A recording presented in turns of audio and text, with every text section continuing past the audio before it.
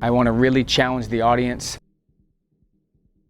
make them think different, sometimes go against the grain to interrupt their belief patterns, interrupt their ways of thinking that have gotten them to where they are now, and adjust to get them to the next level.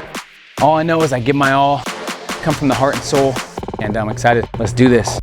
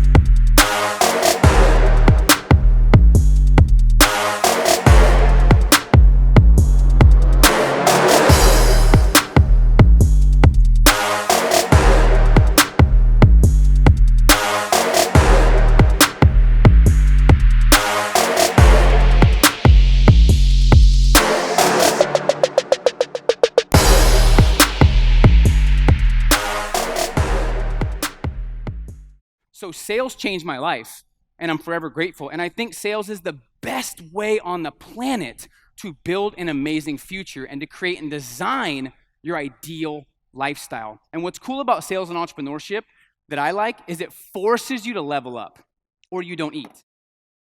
It forces you to really respect the grind and to make money, or you don't get paid. So it really checks you fast. And some people can't handle it where if they don't make money, they're like, I got to get a normal job. But it really does force you to grow your character.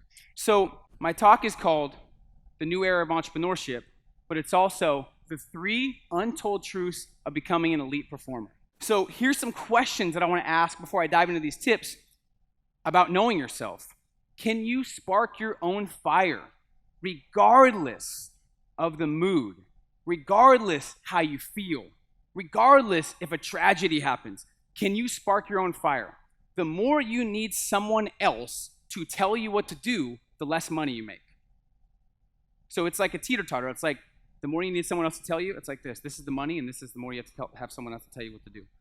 So the more self-sufficient you can be, and some of you guys know this, right? But the most dangerous words you can say are, I already know that. The question is not if you know it, it's are you executing it, and have you mastered that? Does your waistline prove you know about health?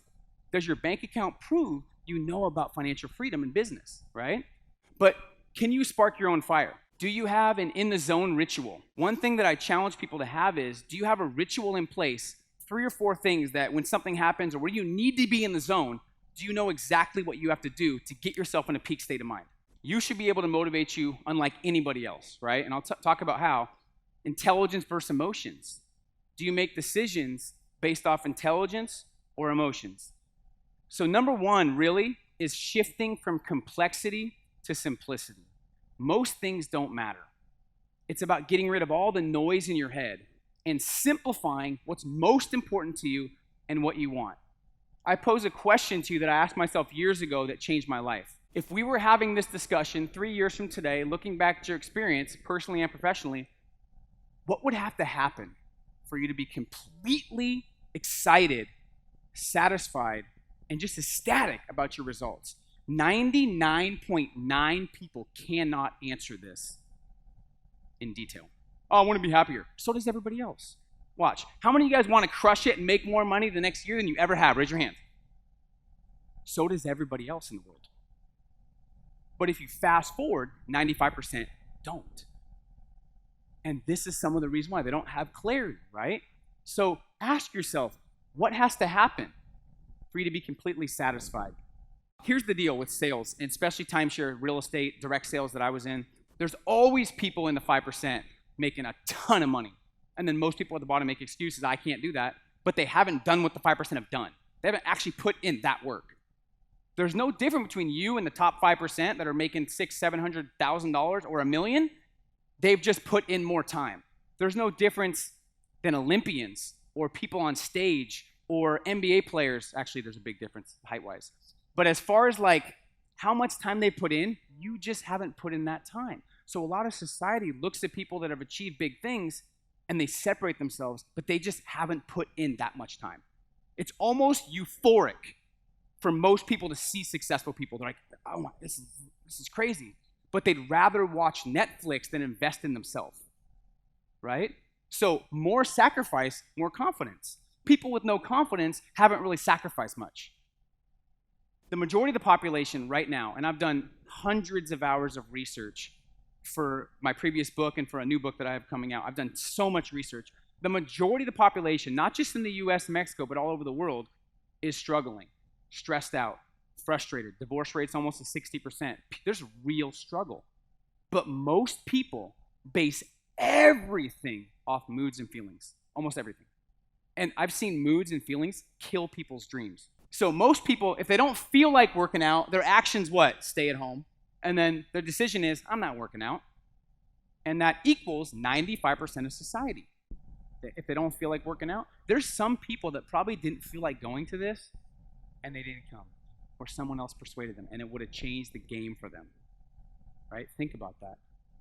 So this is the majority of the population.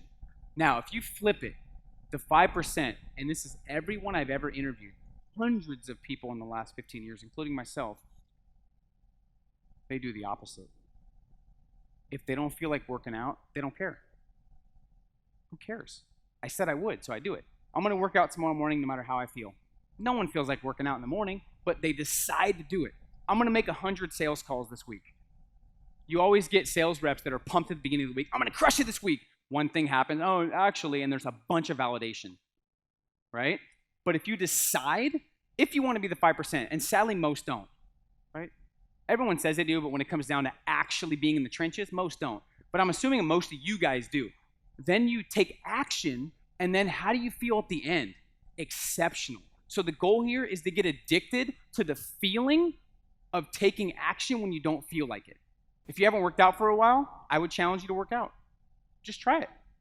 Just make a decision.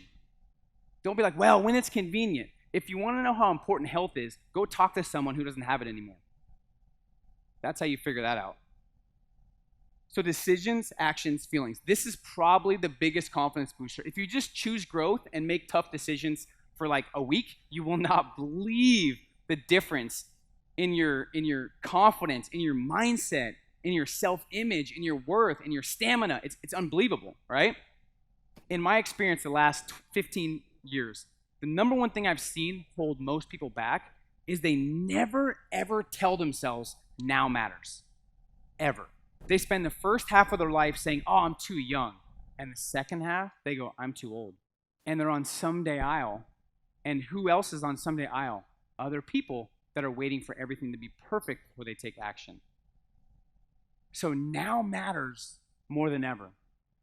If I've learned anything in my years on this earth from the people that really I respect and care about, it's when you get to the end of your life, you're not just going to wish you had more transactions. You're going to wish you built a world-class lifestyle. You did it on your terms, and you were proud of the legacy you built. So I tell you right now, don't be like most people. Right now matters more than ever. Not next week, right now. Thank you guys for your time.